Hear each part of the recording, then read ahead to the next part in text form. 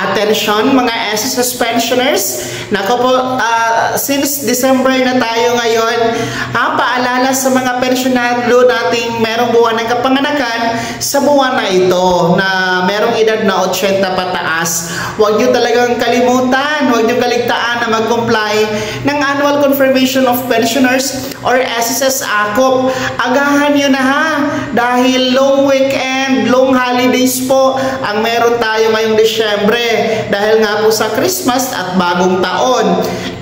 Ngayon pa lang, since December 2 tayo ngayon, tapos bukas December 3, no, maaari na kayong mag-walk-in sa pinakamalapit na SSS branch sa inyong lugar, o di kayo naman po mag-set kayo ng online appointment para mag-video conference online to comply your AKOP, lalong-lalo pa sa ating mga pensyonadong andyan po sa abroad o nasa ibayong bansa, ibayong dagat, no?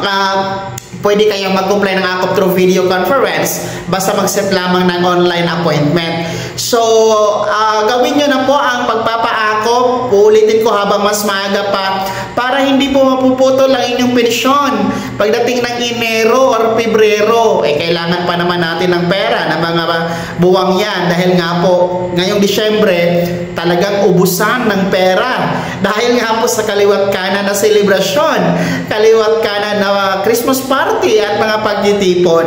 So, huwag niyong hayaang na maputol ang inyong pensyon dahil lamang sa hindi pag-comply ng AKOP. So, ngayon pa lang ulitin ko, please comply your AKOP. No, ayon po sa SSS Circular number 2023-013, kailangan talaga mag-comply ng AKOP tuwing birth month ang ating mga pensyonadong meron pong edad na 80 pataas during their birth month.